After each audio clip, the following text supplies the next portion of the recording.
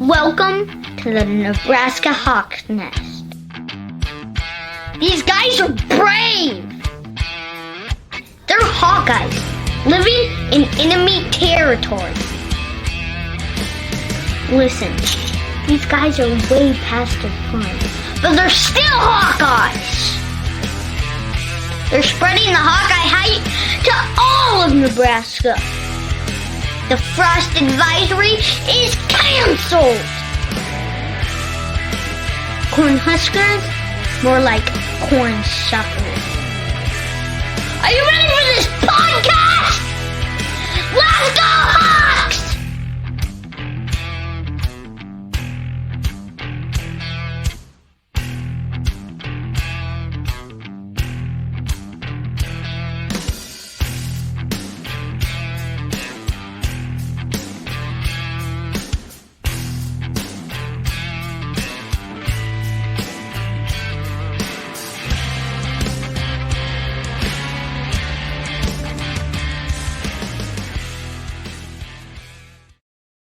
All right, welcome back to Nebraska Hawk's Nest. Make sure you hit the like and subscribe button so you can get all the updates for the newest and greatest interviews for all the Iowa Hawkeye legends we bring on. Today, it's the one and only Matt VandeBerg. How's it going, man? It's going good. I like the video, to start everything off, but I kind of felt personally attacked. You said that these guys are all past their prime. I was like, geez. No, he's talking about us.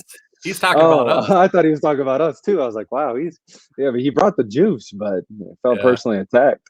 No. He wasn't talking about you guys. He was talking about me and the rest of our middle-aged staff that's over here running Nebraska Hawk's Nest. So he wasn't taking shots at you, man. You're still there, so no worries. Thanks. Let me know what's going on with you in your personal life right now.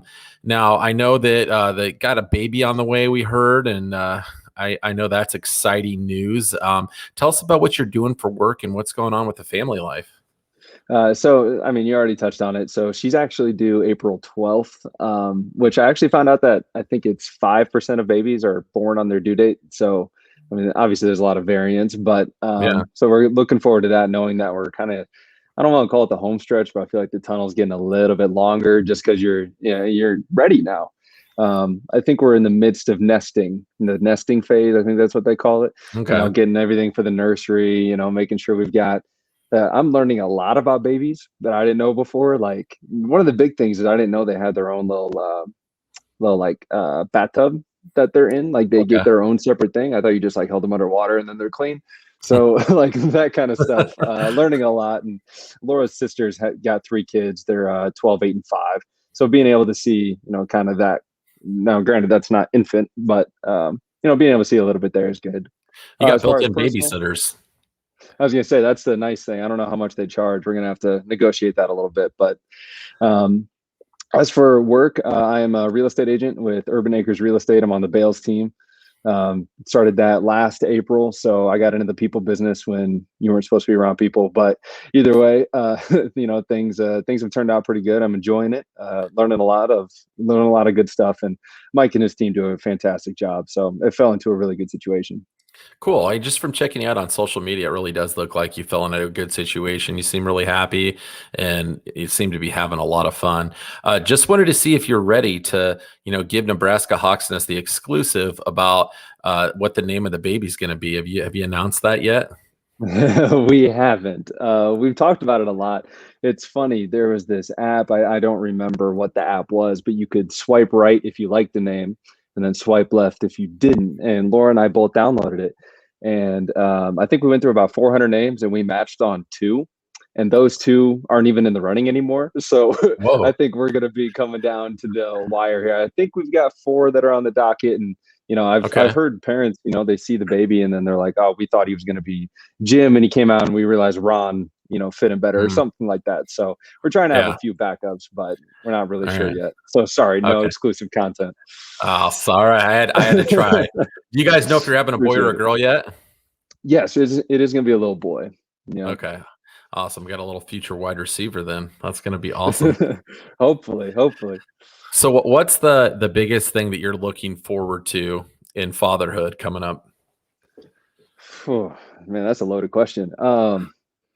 Honestly, just like playing with them. We got a decent sized yard here. We actually just bought this house. We moved in August. There's like a decent sized yard out back, and just like playing with him and being around him. I mean, I'm looking forward to everything about being a dad. I remember when Laura first told me, she surprised me with cupcake, and it said on to the next step, and it had a little baby feet on it. And I was like, is this what I think it means? And she's like, yeah. And so, I got really excited or whatever. And then I had to go, I was coaching my 5-year-old nephew. I was helping out with this T-ball team. And I got there and I was like, I don't even want to coach any of these kids. Like, I'm going to have my kid now. Like, I just want to coach Yeah. my kid. So that kind of stuff I'm looking forward to.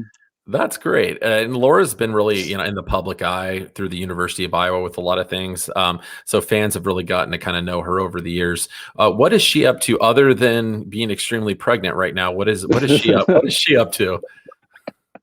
I won't tell her you said that. I'm not going off pictures. I'm just going off the timeline. Right. Yes. So she does social media for about 4 or 5 different companies, helps out with, basically their Instagram, Facebook, Twitter, that kind of stuff, as well as she still does Zoom interviews. It's unfortunate that she wasn't able to be, with fans and everything like we normally would have been, because it was a lot duller of a fall and winter than normal.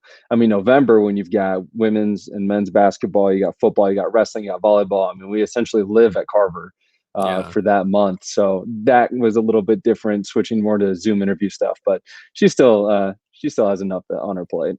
What is her role with the University of Iowa exactly? Because I know that she is very much the face of a lot of the different things that the athletic department does. What specifically is her role there, and what all does that entail?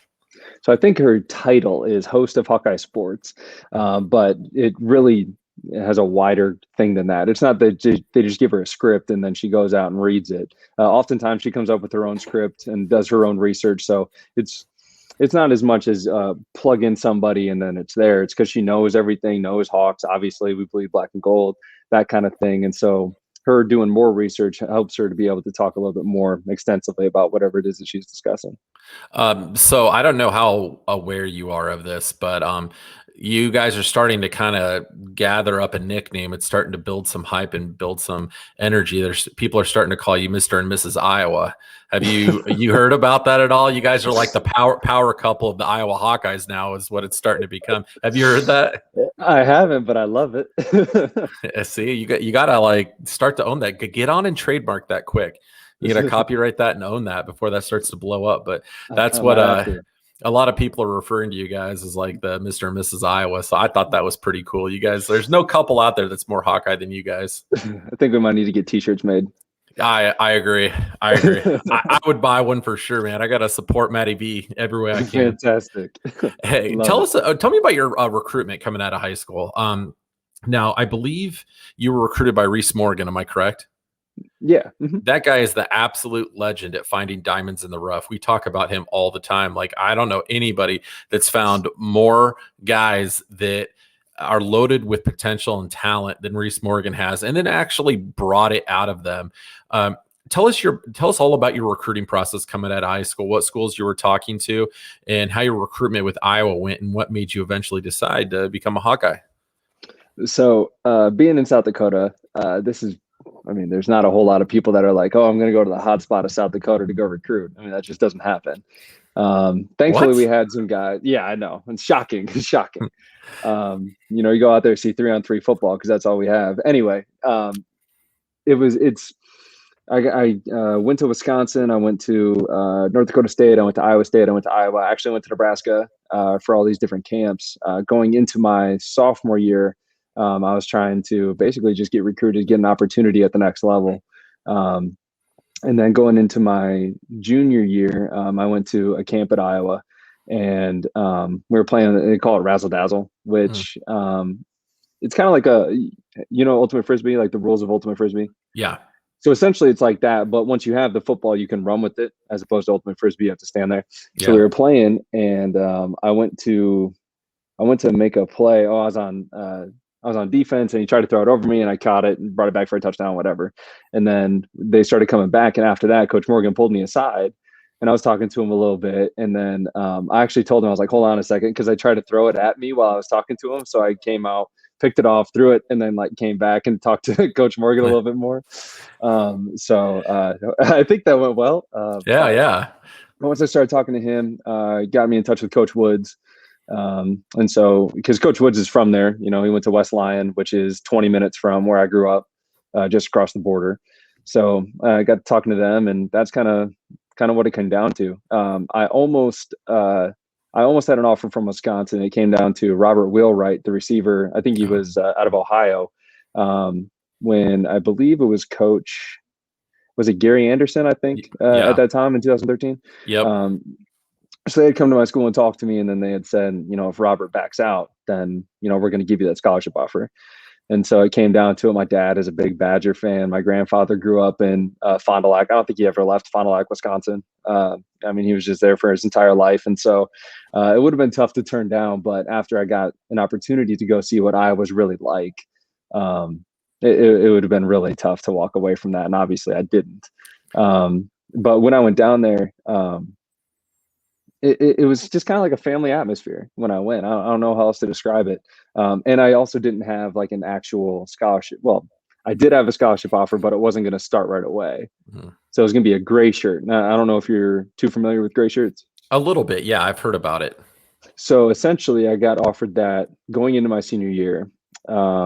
And because they had offered a X amount of other receivers like A.J. Jones, Andre Harris, Derek Mitchell, like there were a bunch of other guys that they had offered at the receiver position. So they said, you can come in spring. And so after my senior year, I just planned on working that summer. I was a painter. We painted inside, outside of homes. And like, that's just what I did all summer. And then that fall, I planned on just taking a few classes online. And then in spring is when my scholarship would start. And then I would actually go onto campus. But I just planned on staying in Sioux Falls that fall. And then 4 days before camp, a receiver got let go. And KF called me and he was like, hey, we need you in camp. Can you be here in 4 days? Yep, I can be there.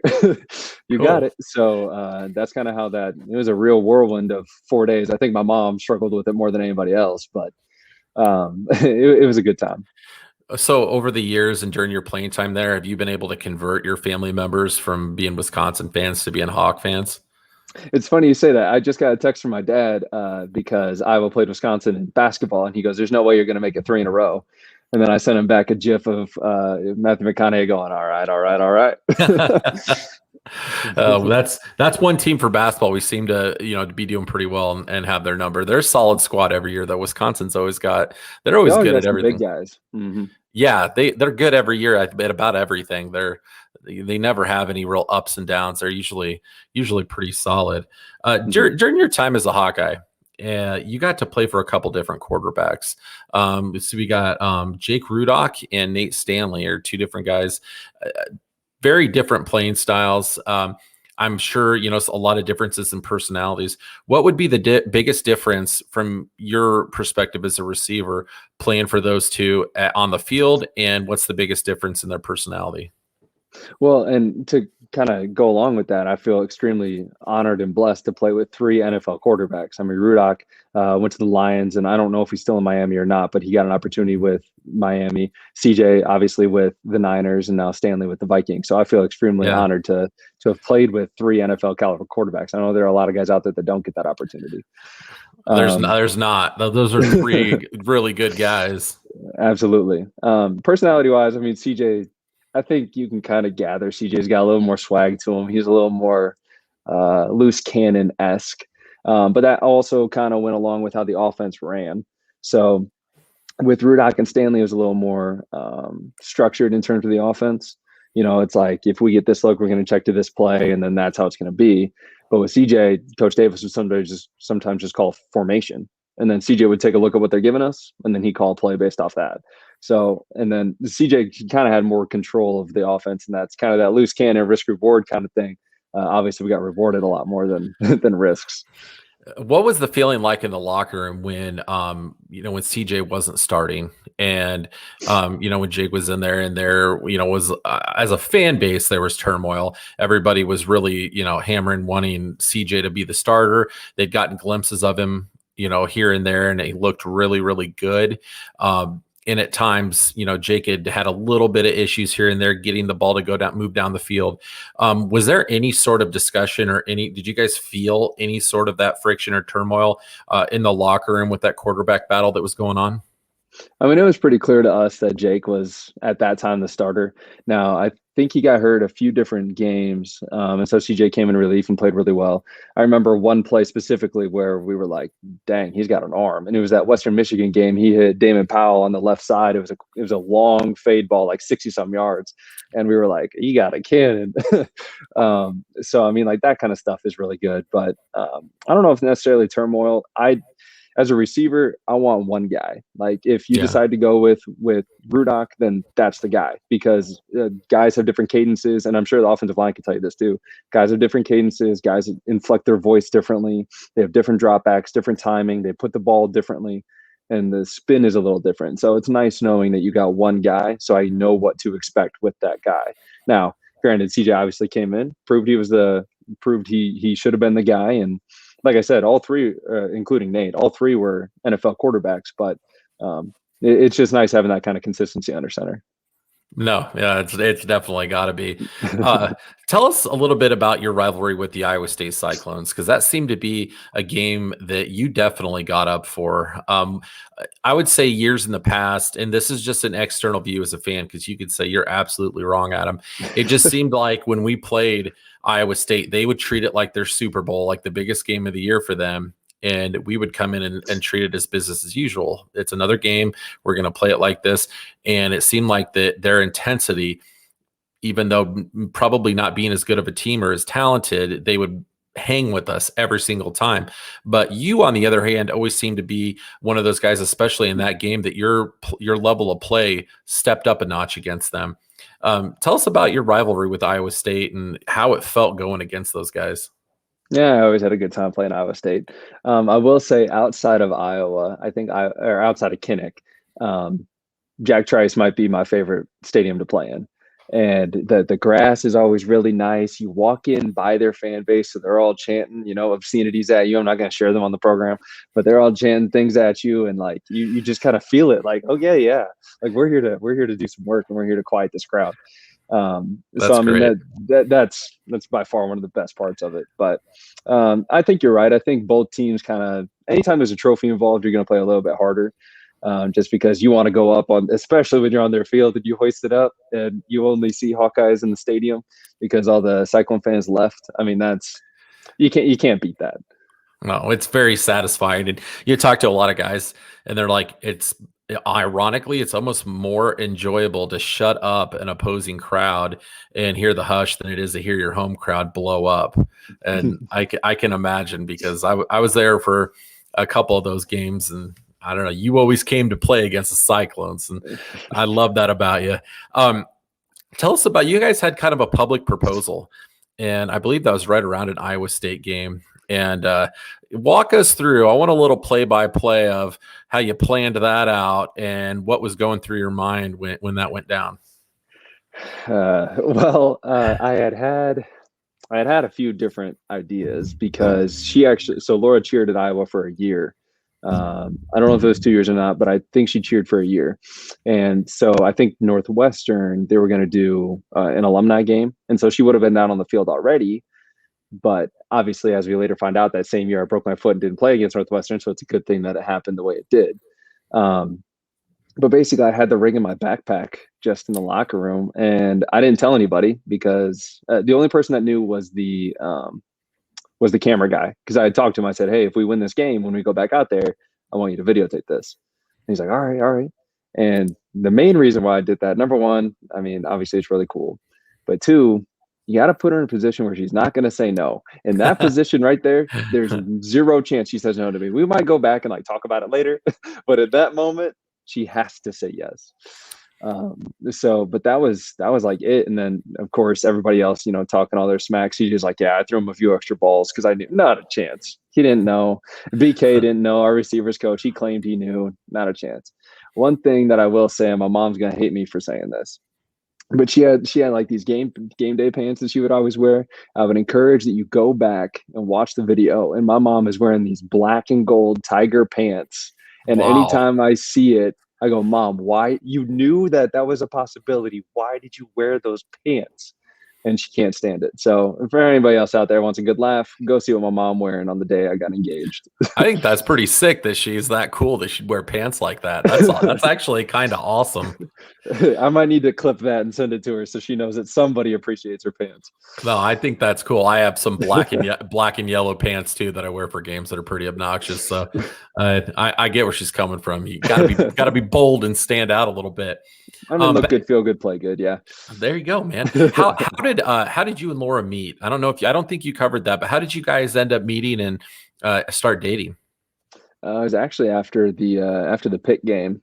So Marshall kicks the game-winning field goal, and everybody freaks out. It's a night game, obviously, with Brett Greenwood and everything. Like, it was a lot of emotion in that game, and we got home and we were like, hey, are we gonna go out? Like, are we gonna go hang out, downtown or whatever? And a couple guys already went, and I was like, I might as well.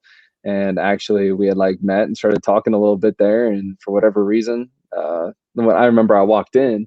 And she's like, hey, how's it going? And I was like, who are you talking to? You're not talking to me. Like, she's too good looking to talk to me. And so I did that. And for whatever reason, I had enough game. And then we just kept talking after that, and obviously developed into a pretty decent relationship. Yeah, pretty decent. Attaboy. That's awesome. That's always cool to hear those stories. One story, not quite as much fun. Your redshirt season, rehabbing from injury. Tell us about that process, how frustrating and difficult that must have been trying to get back out on the field.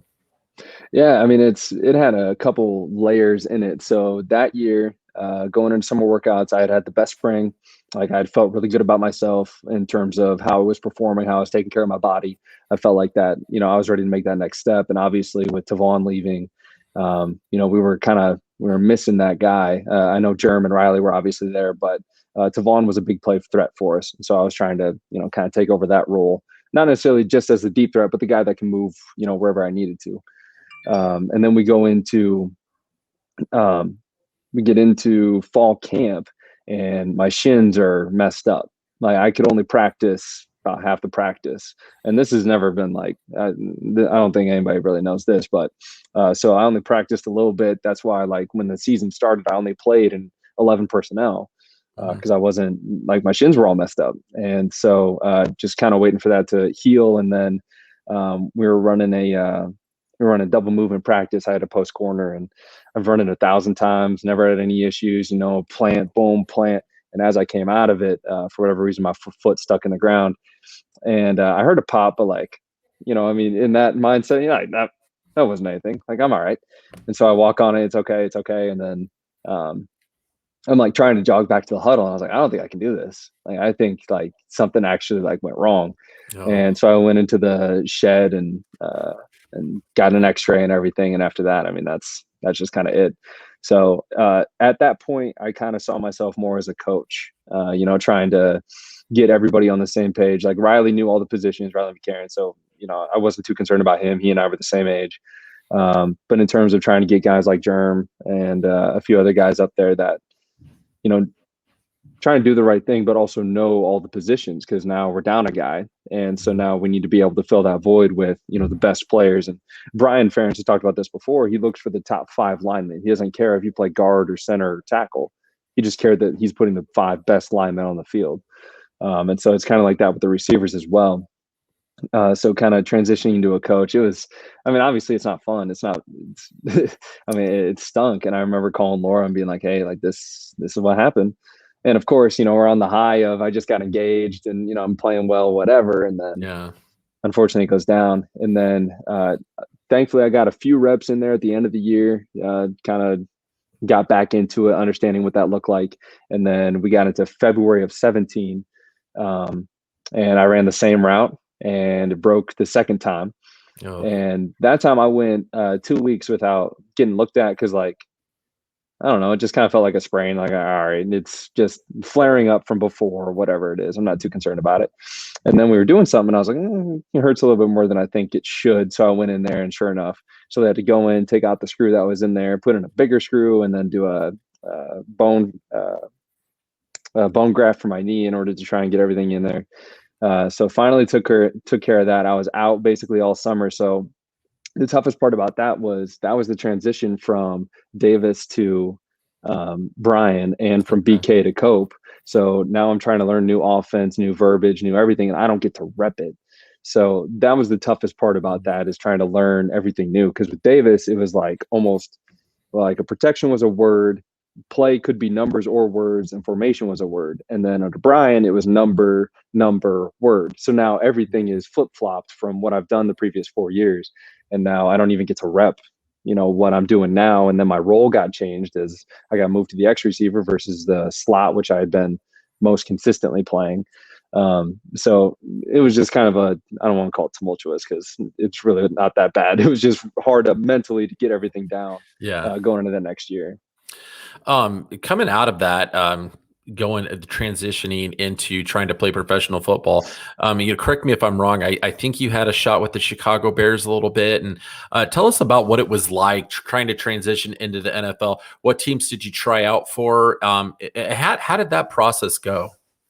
So I got an opportunity with the Jets before I went to New York, and that was when Bowles was there, and Darnold was the first round pick, and he is a stud, by the way. Like he was making some throws that I was like, wow, this guy, like he's got it. So it's unfortunate that he's been in the situation he is with a new offensive coordinator every year and whatnot out there in New York. But I really like Coach Bowles. I really like the way that the Jets like did everything while I was there. The culture seemed good. Guys seemed to work hard. It's just unfortunate that, I mean, it's a tough league, obviously. Yeah. But my time out there was good. And then I went to Chicago, and it was a little smaller of a room, or no, it was more receivers in Chicago than when I was in New York. But in New York, I remember coming in, and he had like ranks. So like, here's our X receiver, here's our Z, here's our F, and I was at the bottom of everything when I first walked in there, and I was like, I'm not leaving like that. So by the end of that little stint, I had gotten to the point where I was starting on most of the stuff there during that rookie mini camp. And so I got an opportunity there. But then I went to Chicago, and same thing, kind of in the middle, not too crazy. And then on the outside, I had a post, and they were quarters coverage, which means I'm getting the ball. And so went out, boom, boom, gave a move, and I tore my hamstring.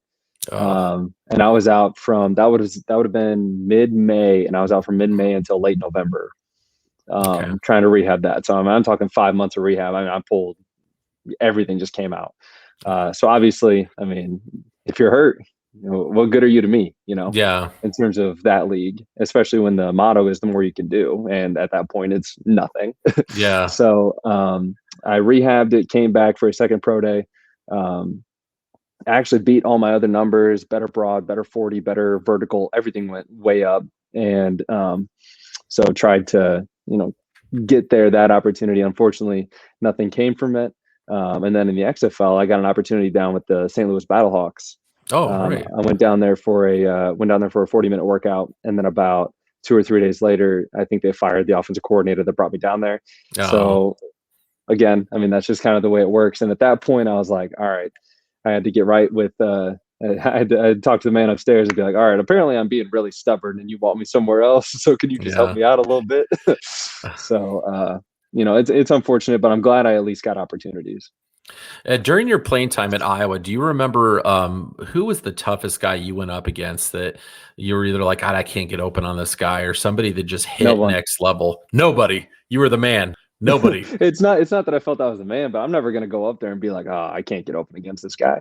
Like, never. Anytime I go up there, it's like, all right, this is my chance to show you that I'm better than you at what you do. I'm better at what I do than what you are at what you do. And you got to approach that every time. I mean, I went up against Desmond every day in practice. Doesn't mean that I caught every ball, and doesn't mean that he stopped me every time. Same thing with Greg Maben, who's still in the league. I mean, I'm never going to go up there. And that's the thing too. And that's kind of that mentality of just wanting to compete. And I love competing on that, because it's, now I get to show you that I'm better at you. And if you get me, you get me, but you better be ready next time out. I like that answer. That we have not had anybody actually answer it that way. That's very confident. That's not cocky. That's confidence. So right, Well, I mean, and I'm sure you've had multiple guys on here that talk about the work we put in terms of the summer and then camp. I mean, camp 22 days. I mean, you're getting your work in. And so, I mean, I put in all that work. There's no reason I shouldn't come out and think I'm the best. Now, I'm not going to flaunt it, but in my head, before I'm going up and be like, okay, I know how this guy plays. I've watched the film. I've done my extra research. I've done my extra footwork. I've done my extra whatever. I know what I need to do. Does it always work? Of course not. But now I know what doesn't work. So now I need to come back with what does. In your opinion, with the changes that have been made with the strength and conditioning staff and the guys that are leading that now, do you feel like there's going to be any drop off whatsoever going forward with this season's team? In terms of like how like conditioning, or what do you mean? Performance on the field, strength, conditioning, edge when they're out there, because we always talk about the Iowa edge, that we always seem to have an edge on people just because of the training and the work that you guys put in. For sure.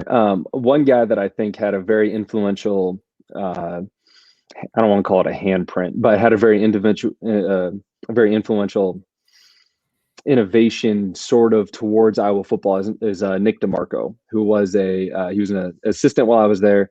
I think he was an intern my first year in 13, and then came back in 15 and was hired from 15 until 17. And now he's the director of sports performance out at Elon University in North Carolina. And he's very innovative in terms of what he does and how he approaches speed and conditioning and all that kind of stuff.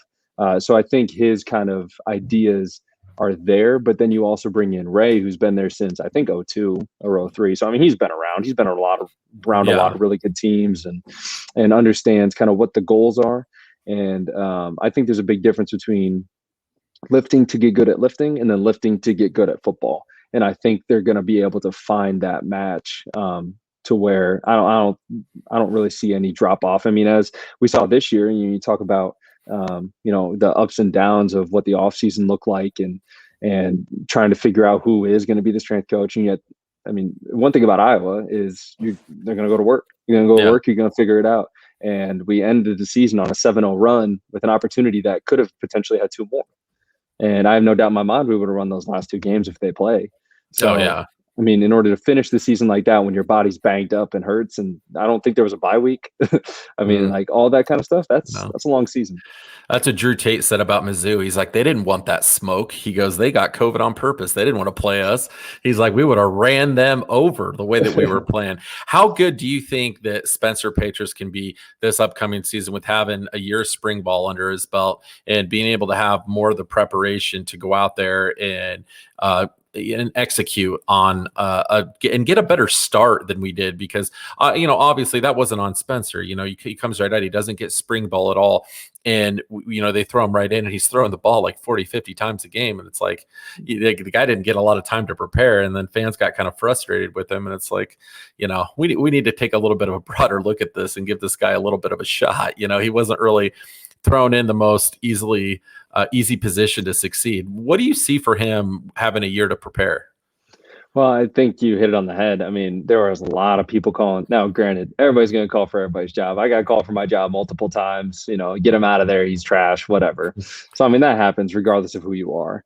But now getting a full year of spring, I think this spring is going to be really important for him. I think it's going to be really important for Alex Padilla. I think it's going to be really important for Juice Hogan.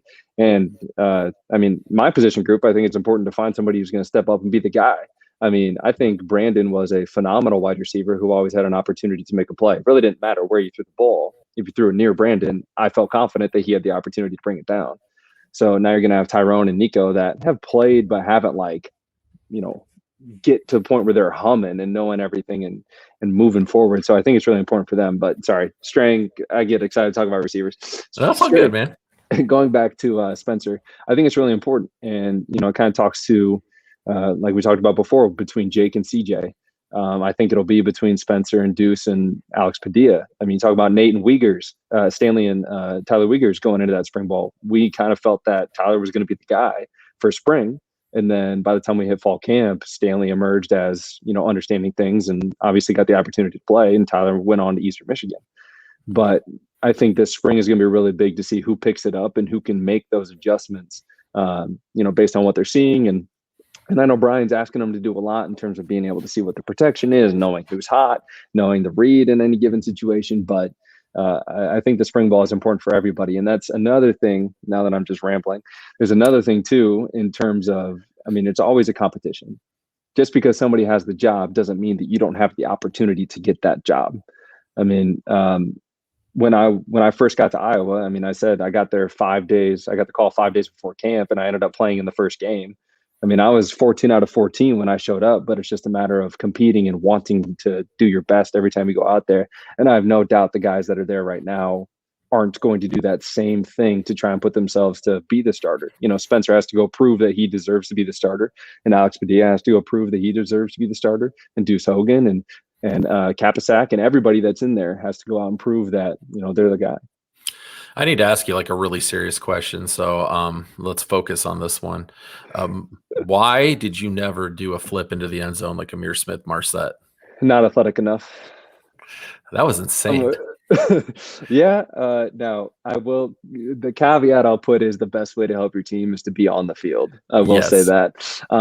Actually, after I got done playing, so Laura obviously was a cheerleader, like I'd said, and a dancer and whatnot. So she tried to help me learn how to do a backflip. So I'm in the process of learning how to do a backflip, but she had always been scared to let me try before because didn't want to get me hurt, you know, to go play. So she wouldn't teach me until after I was done playing.